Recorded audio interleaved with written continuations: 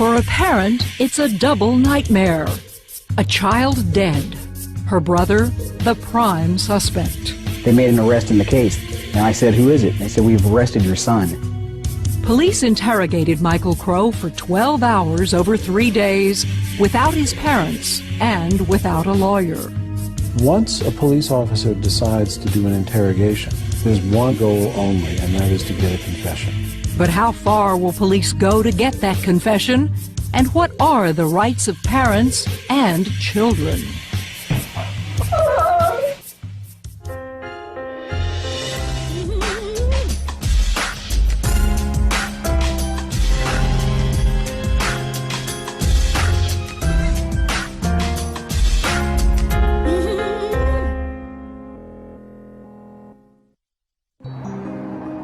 January 21st, 1998.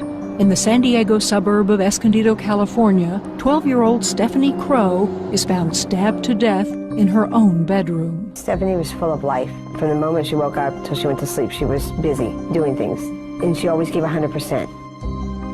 5 feet tall and brown-haired, Stephanie Crowe was a girl who loved the Spice Girls and the movie Titanic. In her spare time, she was a member of her church choir and worked as a volunteer at the Escondido Library. Now, she lies lifeless on the floor of her room, 10 feet from her bed. One of her books, a mystery novel, lies under her right foot. It's entitled The Twisted Window. The victim was found by her grandmother after the grandmother was awakened by the alarm clock in the victim's bedroom. When Judith Kennedy found her granddaughter lying on the bedroom floor, she yelled, awakening Stephanie's parents. Then, her dad called for help. Hey, daughter! What's the problem? She's laid on the floor. She's not breathing. There's blood all over the place. Please, oh, we gotta help her. My daughter's dead. Police and paramedics arrive. They strain to pull Cheryl Crowe away from her daughter's body. The body appears to have suffered several stab wounds. Police determine the little girl is dead. Her family's home is now a crime scene. And they asked me who would want to hurt her, and I said, "There's no one. I wouldn't know anyone. Well, she's 12 years old." Police find no evidence that an intruder entered the home, no broken locks, windows, or doors. There are several sliding trapdoors around the house. One of them opens into the parents' bedroom, and these doors had been left unlocked. But police don't think an intruder could have entered this way, quietly and undetected, without clattering the vertical blinds behind the door. They pretty much herded us into the living room. They got everyone and had us sitting on the couch. Wouldn't let us really, move or nothing. While Escondido police secure the family's house, Stephanie's parents, siblings, and grandmother are all taken to police headquarters to be questioned. I asked them not to separate the kids. I said, to at least let them be with either Cheryl or Cheryl's mom, and they promised me that they would not separate the kids from us. At first, detectives focus on Stephanie's father, Steve Crowe, a 35-year-old auto body painter. Is it possible that this devoted dad, nearly hysterical when he called 911, could have molested his daughter and then killed her to hide the fact? Authorities in Escondido declined to talk to us about the ongoing investigation, so we talked with Louis Scarcella, a former New York City homicide detective who once lived in Escondido. 911 callers have been convicted of murder many times. You don't want to rush in. You want to take a good look at the big picture, and certainly with regards to the mom and the dad. Scarcella has investigated over 250 homicides, and the cases in which a child was found dead at home teach a lasting lesson. I believe I had about 9 or 10 that fell in that category, and in every one of those murders, it was always a relative, possibly a brother, or a stepdad, someone who was in the house. Each of us were separated in our own little rooms, and with nothing but just another policeman or cop sitting there staring at us the whole time. And we were there all day. They informed me that they were going to take pictures of us and take our clothes for evidence. And I wasn't too happy about that because they said that they were going to photograph us naked. I take a good look at their bodies, their hands, their arms, their whole bodies, because individuals who inflict X amount of stab wounds, cut themselves. While the Crowe family is being questioned, police are also busy scouring the crime scene for clues. Pools of blood are visible at the foot of Stephanie's bed and near her door. Several hairs are found lodged in the ring on Stephanie's right hand. Investigators think these resemble those of the victim's 14-year-old brother, Michael. Police also find something more: the words "kill, kill" penciled on a windowsill. The medical examiner estimates the murder occurred sometime after 9:30 Tuesday night or early Wednesday morning. The autopsy also reveals Stephanie was stabbed 8 times. We have not located a weapon at this time, and there's a pretty extensive search being conducted at the residence. Back at the police station, Cheryl and Steve Crowe and their surviving children are in the midst of a 15-hour ordeal. The cop came back in and said that they're taking the kids away from us, and they're going to put them in. They're taking them and putting them in protective custody.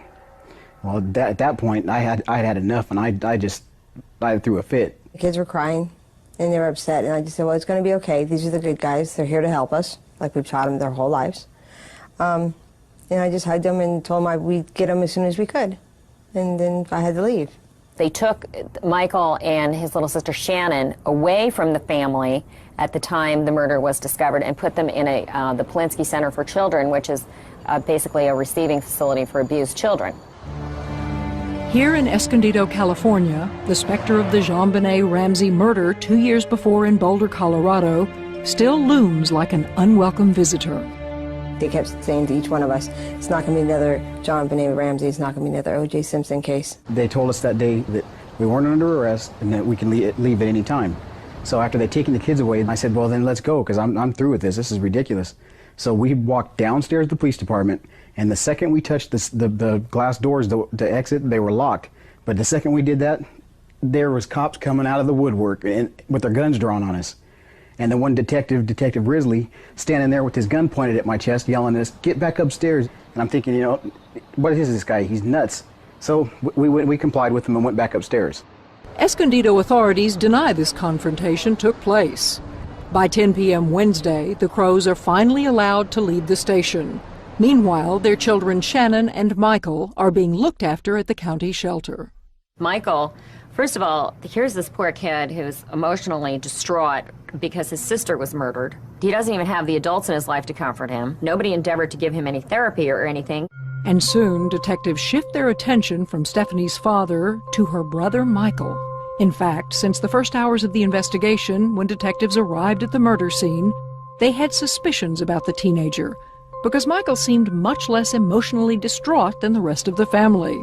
Police noticed the youngster sitting on the couch playing with a handheld video game. I want to zero in on that kid. I would look at that very carefully, because to me as an investigator, it would mean something, yes. Police are troubled by Michael's claim that he woke up at 4:30 that morning, went from his room to the kitchen, right past his sister's bedroom, but never saw her lying dead in the doorway. This 14-year-old now becomes the sole focus of their investigation and their prime suspect. He is brought back for further questioning. I'm kind of thinking you know why I'm speaking to you. I guess. Okay. But what started out as a murder mystery is about to become something else.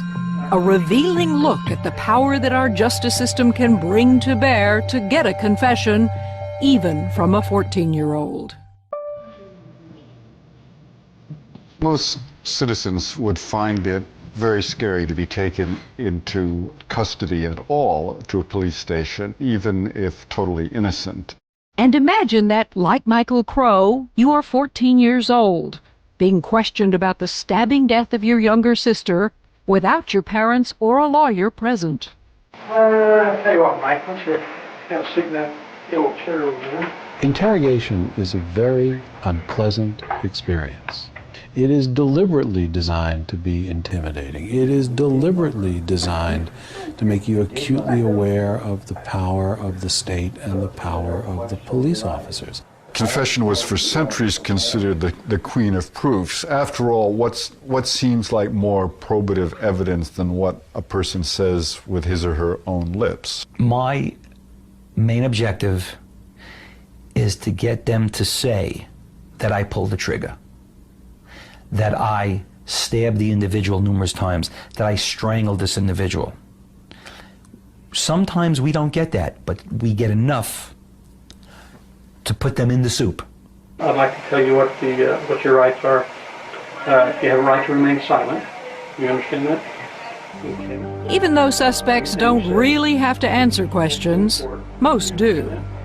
Now, over 80% of criminal suspects do waive their Miranda rights. We all subscribe to the notion that silence equals guilt, right? That if you're innocent, if you've got nothing to hide, then you're not going to remain silent. If you can't afford an attorney, one will be appointed for you free of charge. All parents ask their children to fess up when they have done something wrong. If they don't confess, then it's a sign that they're really obstinate, recalcitrant, maybe bad people. Do you have any idea who may have wanted to harm your sister? No. If you had anything to do with it, would you tell me? Yes. Police are allowed to question a juvenile without a parent being present, as long as the child clearly understands his Miranda rights and has agreed to waive them. But if a child asks to see a parent, the police must comply with that request. There would be no reason for your hair to be in Stephanie's room.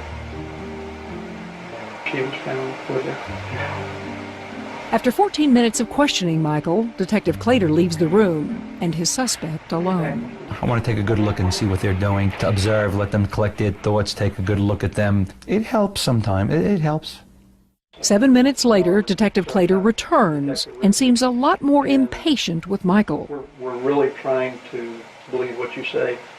We want to believe what you say. Would you have any problems with taking a truth verification? None at all? Do you act like there's a question? I've told them before, I wouldn't mind. What's the problem, Mike? I spend all day away from my family. I couldn't see them. I feel like I'm being treated like I killed my sister. And I didn't, and it feels horrible. Detective Clater tells Michael he's not blaming anyone and wants to believe him. Again, he leaves. And once more returns minutes later, this time with Officer Chris McDonough. And they can, of course, use the Mutt and Jeff good cop, bad cop routine. One cop leaves the interrogation room and the other says, "Now, I'm with you on this. I don't think you're really guilty." You know I'm a pretty good guy. You can obviously sense that. I mean, I'm not hitting you with a rubber hose, am I? Okay, and there's no... Detective McDonough, who has a son Michael's age, devotes the next half hour trying to bond with his 14-year-old murder suspect, posing more relaxed questions about school, friends, and computer games. I'm here to verify what you're saying, okay? We're going to work through this together, okay? Okay. I can tell you, this instrument here, okay, is what they call a computer voice stress analyzer. Now you'll appreciate this, being into computers. This thing purports to tell the difference between the truth and a lie. The computer voice stress analyzer is a lie detector device introduced in 1988. Its manufacturer, the National Institute for Truth Verification, claims it is almost foolproof, cheaper, and easier to use than a polygraph. Its accuracy rate is phenomenal, okay? And that's what makes it such a great tool. The device works on the theory that the voice emits inaudible vibrations called microtremors, which can be measured on a graph. Under stress, when a person lies, for example, their vocal muscles tighten and cause a decrease in the tremors. A truthful response tends to look like a Christmas tree. A deceitful response is more squared off. However, independent studies of the stress analyzer's accuracy do not inspire much confidence. The result of these studies was that the reliability of the machine was less than a coin flip in determining deception. Yet the device does give police one more way to approach, or perhaps intimidate, a suspect. When we showed Detective Lou Scarcella the interrogation tape, he was much more familiar with the strategy than he was with the machine. I personally thought it was a ruse. Using a tool to deceive the individual, which is beautiful as far as I'm concerned. I had no idea what this machine was. Before giving the truth verification test, Detective McDonough actually works together with Michael to formulate the questions. What are some things we want to learn here, do you think? If I know who did it, if I did it. Okay, well let's do that then. Do you know who, let's say, took Stephanie's life? Yeah. Okay, would that be a good, fair question? Yes. Okay, you know who took? Do you know how she died? No. Soon the test questions are agreed upon, and McDonough asks Michael to sign a form declaring he's about to take the test voluntarily. So you don't realize what's happening. You've now been sucked into a process, and that process is going to roll forward for as long as you let it roll forward. So Michael's interrogation continues. All the while, his parents assume he's being looked after at a children's shelter, unaware he is in police custody. They just kept grilling and grilling and grilling. And to think that we were at home, not even knowing he was near the police station. If we would have known, we would have been there. Now, however, Michael seems almost relieved to be cooperating and submits readily to the voice stress analyzer. Are you sitting down? Yes. Do you know who took Stephanie's life? No. Today Thursday? Yes. Did you take Stephanie's life? No.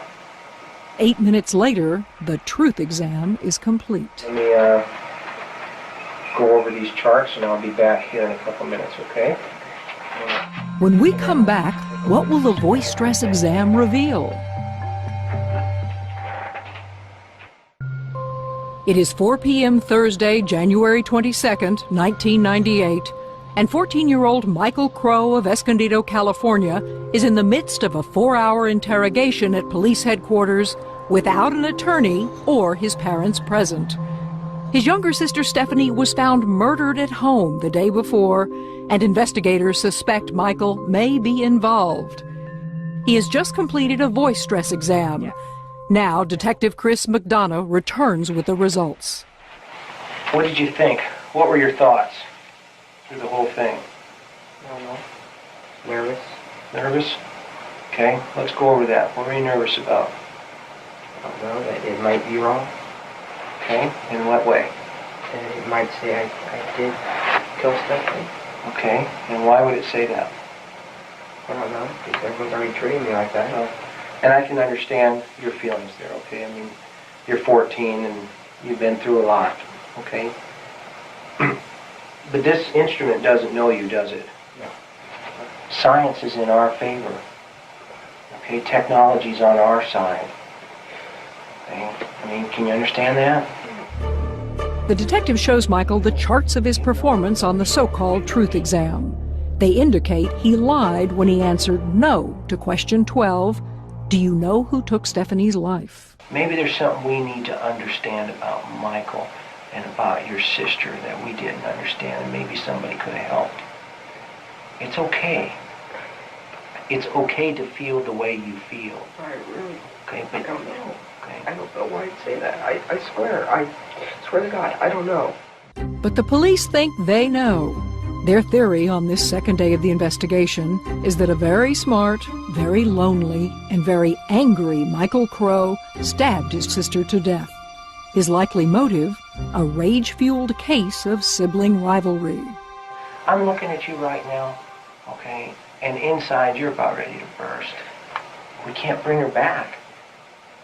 She's gone. Okay? You're fighting it.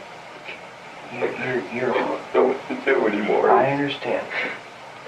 Now I'm being told that I'm lying. I'm not saying, Michael, I'm not saying that. Have you heard me say that? What if they come back and say to you, Michael, we have your hair? While the search for truth is at the heart of the interrogation process, the police are not required to tell the truth. They can use false polygraph lie detector test results to say your polygraph showed you were guilty when that was not the case. And this is all considered legitimate interrogation tactics. As far as I'm concerned, there are no rules with homicide. No rules. You have to stay within the law. You have to be aware that people have rights, but there are no rules. And yes, we can use deception. I think many of the American public would be surprised and shocked by this. They're allowed to lie to their suspect. Courts have allowed them to lie. They say, Michael, we have your hair in her hand. And all of a sudden, you go, now what? I mean, what are you going to do at that point? I mean, at that point, I would have to completely blank out and get it without knowing it. Because I don't know. Okay. Hypothetically. Could that have happened? No, not that I know of. Not that you know of. Like I said, I would have to be completely unaware of it. Okay.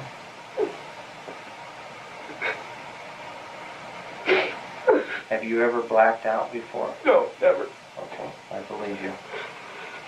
I believe you. If I knew who did it, you would know. Everyone would know right now. Okay, why? I just whoever did it, if I ever find out, I'll hate them forever. I loved it. I loved it deeply. Soon after, Michael Crowe once again is left alone.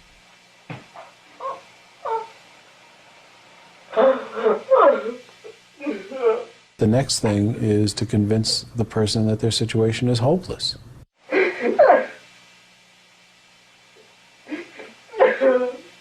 They can say that there was evidence found at the scene of the crime, blood, semen, whatever, that points to the suspect.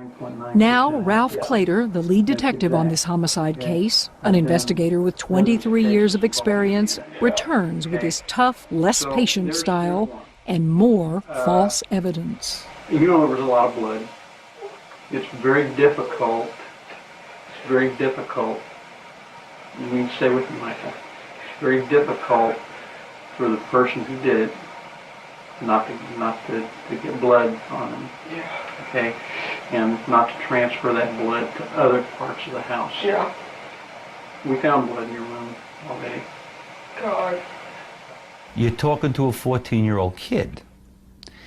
Wasn't it possible that the did turn up in the room? What is that telling the kid? I better confess to this. We use processes called. Where'd you find it? Pardon me? Where'd you find the blood? I'm sure you know. What? God, I don't know. I didn't do it. I swear to that. Does that mean you can't tell me about the knife? I don't know what you're talking about. Okay. I don't know what you're talking about. You're 14? Yes. You got your whole life ahead of you, don't you? Yeah. At that point, he's being, accused of the unthinkable. He's being accused of murdering his own sister. And he's insisting, look, I didn't do it. But they wouldn't take no for an answer. God. Oh, God. God. Why? You tell me. Why are you doing this to me? If I did this, I don't remember it. I don't remember a thing. And you know what? That's possible. Like many boys his age, 14-year-old Michael Crowe spent much of his free time playing video games. Very often, perhaps too often, he was alone in his room, absorbed by the violent imagery. On Friday, January 23, 1998, Michael Crowe once again enters the all-too-real world of a murder investigation where he is seen as the demon. With advice from a psychologist, detectives Ralph Clater and Mark Risley confront their teenage suspect with the theory that there may be two Michaels. And now they need the good Michael to help them expose the bad one. You're a child. You're 14 years old. Nobody's going to hold you to the same standards that they would some criminal on the street. Okay? You're going to need some help through this. One way to get this help, detectives suggest, is for Michael to write a letter to his dead sister asking for her forgiveness. Outstanding tool. I never used the letter. but I have used other emotional tools. Tools like this one that tend to ease a suspect's burden of guilt. Left alone in the interrogation room for the next 24 minutes, here is some of what Michael Crowe writes to the sister the police believe he killed. Dear Stephanie, they are putting me through hell, and I think that's what I deserve. If I did do this, then I am insane. The only way I know I did is because they told me I did. I want you to know that I was not myself when I did this. When Detectives Claytor and Risley return, they focus on the words in Michael's letter that, for the very first time, speak of his guilt. They push him for details of the killing, asking him which parts of his sister's body he might have stabbed in order to kill her. God. It's a blessing that I can't remember. Please don't make me. But making Michael remember is exactly what investigators are here to do. They tell him he faces two paths. If he doesn't talk and the case against him is made without his help, he'll go to jail. But if he does provide details, he can help in return. And you have my personal guarantee that the help you need to accept this is going to be forthcoming. That is what the system is geared for. I want to go down that path. No. Cut it out. Cut it out, Mike. Cut it out. God. The reason I'm sounding impatient, Mike, is the 11th hour is rapidly approaching. All this evidence is going to be in. Rush on some things that, quite frankly, is going to bury you, my friend. And you need to head that off at the pass. You need to take the step over here first, but hit with this avalanche. But at this point, the police do not have any such avalanche of evidence. They're bluffing Michael, and he falls for it. Like, I have this overwhelming feeling that I killed her, but... Okay, let's I don't hear about it. I don't know why I feel that way. Let me hear about it. The pressure to get him to talk is working, yet he insists that the only details he can give them are ones he'll have to make up. But I'll lie. I'll have to make it up. Tell us the story, Michael.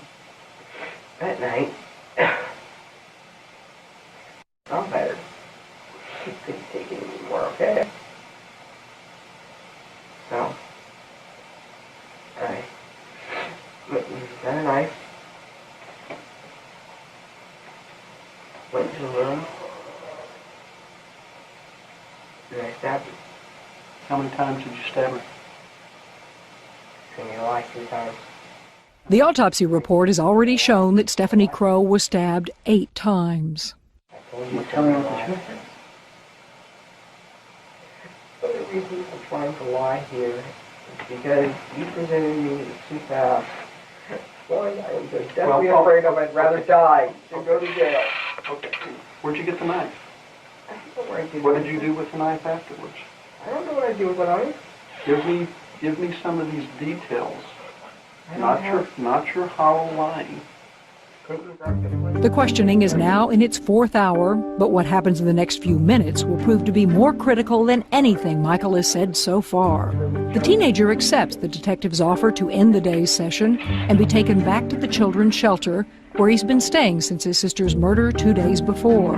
While the camera continues to record the empty room, Michael exits with the detectives, who continue talking with him elsewhere in the station house. They tell Michael he is under arrest for killing his sister. According to police, Michael responds flatly, "I thought so. I really didn't like her anyway." But he and his father insist there's a whole other side to the story. They took him off camera. He wanted to see us, and what they told him was that your parents, know that you murdered their daughter, and they don't want to have nothing to do with you no more. They hate you. We're the only ones that you have now. And they brought him back on camera, and his demeanor changed. He seems much calmer, almost relieved, and much more forthcoming. Because now Michael's trying to please the only people he thinks he has left. She made me feel ugly. She made me feel worthless. For the first time, the 14-year-old reveals resentment toward his parents and the favoritism they showed the victim, his younger sister Stephanie. And she was like a threat to me. Everything I did, she could match. It wasn't right. Michael says he feels as if there are 3 people inside him, and one of them is evil. I was in my own world. I let my body take over. But through the final hour of questioning, he never does provide police with a single accurate detail of how he stabbed his sister to death. I thought he was doing some nightmare. I didn't, I only know I did it now because she's dead. Yet Michael is charged with murder and taken off to a juvenile prison. At home, his parents receive a very unexpected call. 12:30 at night, we got a call from the police station, and it was Detective Sweeney saying that they made an arrest in the case. They arrested the murderer of our daughter. And I said, who was it? Who is it? And they said, we've arrested your son. We thought he'd done it. I mean, because at that point, because when a police officer tells you that someone did something, you think that they did it. I mean, we had trust in police up until this point. The first thing I asked Michael when he got on the phone was, did you have anything to do with this? Did you murder Stephanie? And he said, I don't know, Dad. They keep telling me I did it, but I don't know. When we return, police report they've found the murder weapon and Michael's accomplices.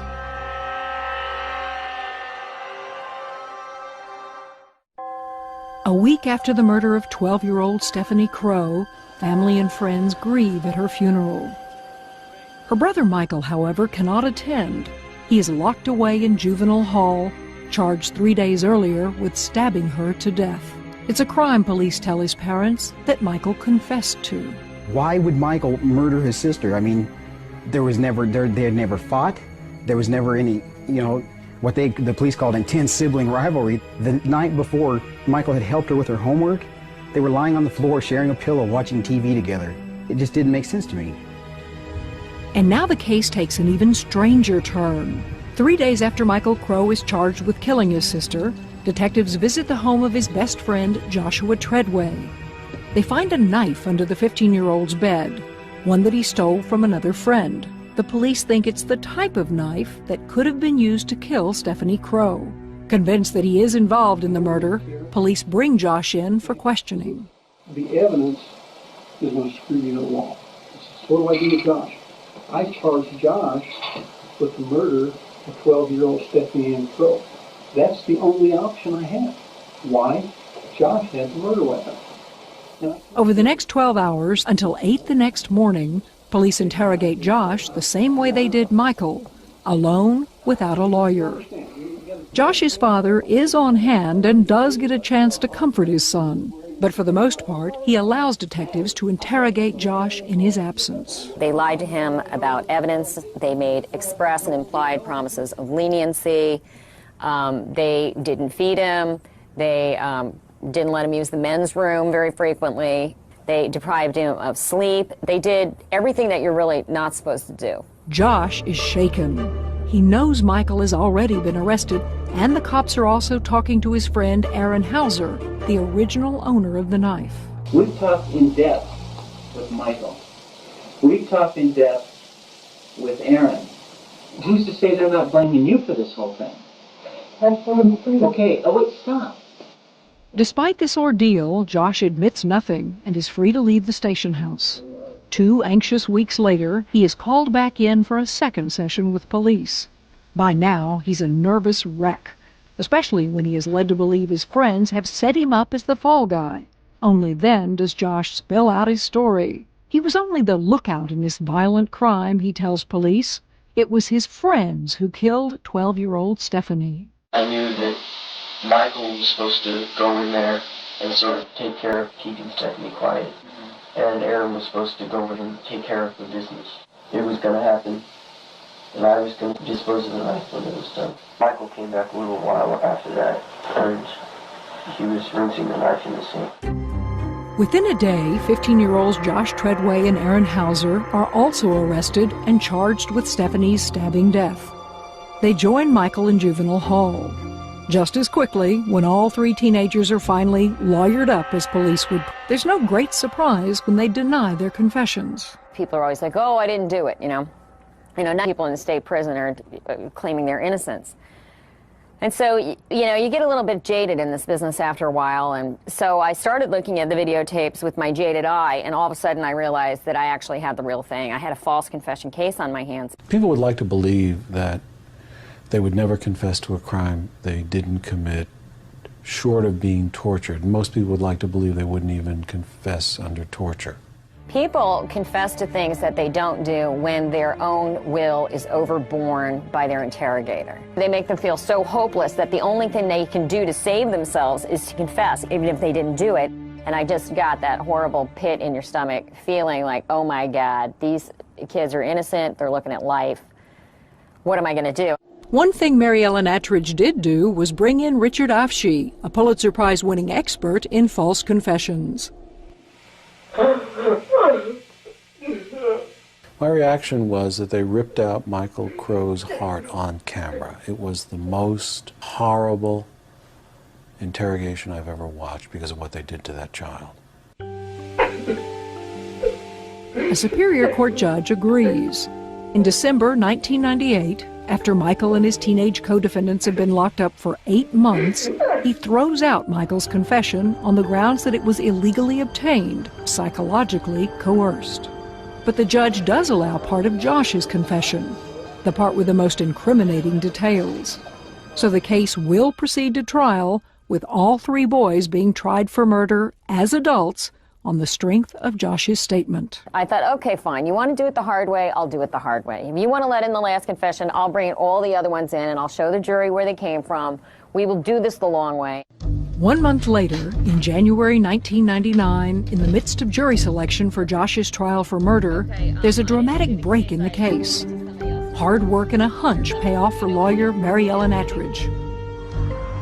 A year earlier, on the same night Stephanie was murdered, neighbors of the Crowe family had complained to police about the intrusive behavior of a transient.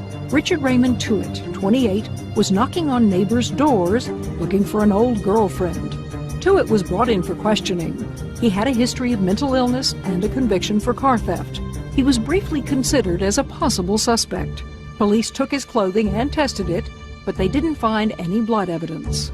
Just as quickly, investigators dismissed Tuitt as too mentally unstable to have silently carried out a murder in a house filled with people. Police let him go free. I'm still going with the detectives on this case, on their hunches, on what they did. However, where else do you get this Manson-like individual? When I looked at that, I took 2 or 3 steps back. Police had held on to Richard Tuitt's clothing as evidence. Now, a year later, his red turtleneck catches the eye of the defense team. Our mouths were hanging open because the fact was that when you looked at this shirt, you realized there was something on the shirt. You couldn't tell what it was. I couldn't look at the shirt and say, oh, that's a blood stain. But I did see a lot of staining on the shirt.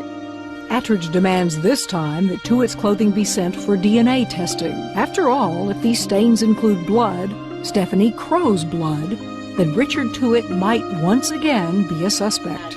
After weeks of waiting, the news is almost too good to be true.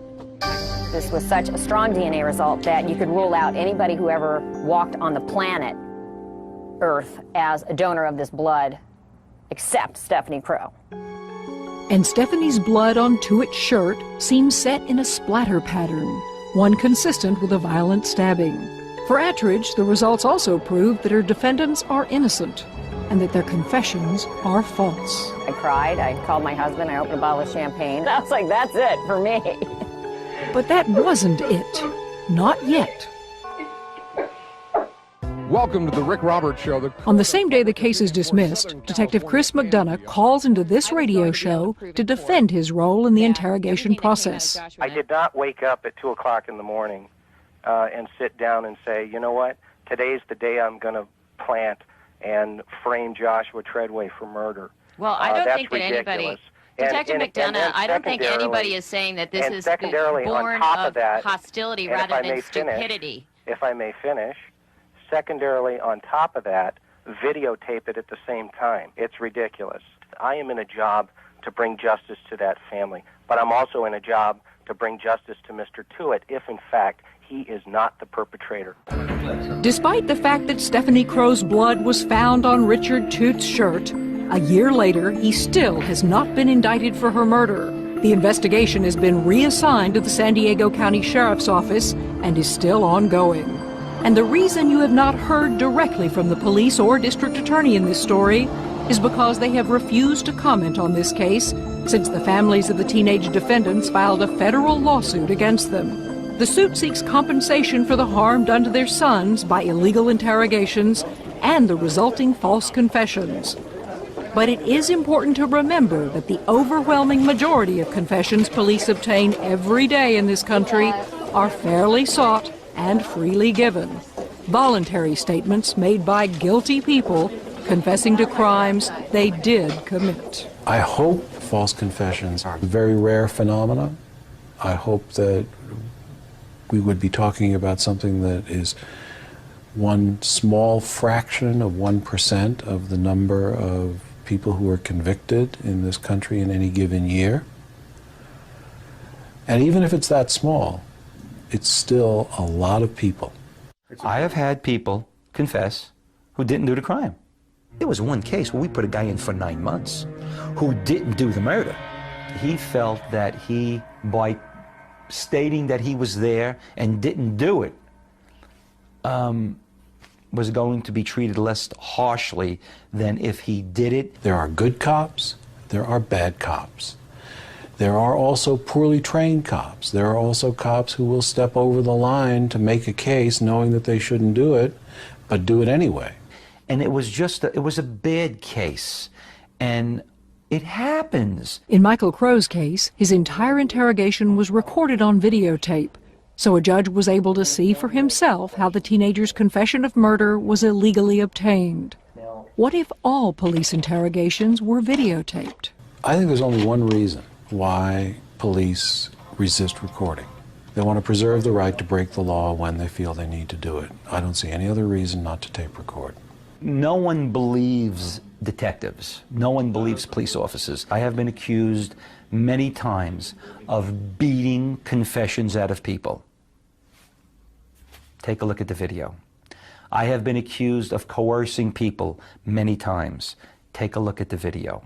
Yet only 2 states, Alaska and Minnesota, legally require the videotaping of all interrogations, taping that often pays off in unexpected ways. We had one case where a man was accused of murder, and he claimed to be blind in the interrogation room. So the police were asking him questions the entire time he maintained he was blind. And then the police went out of the room to get some coffee, and he picked up the paper and started reading it. The jury can see that. And so it really gives us an opportunity to deflect any accusations about police coercion or about a violation of constitutional rights. And it's done there right on tape. Stephanie Crowe's parents remain convinced that Richard Tuitt killed their daughter.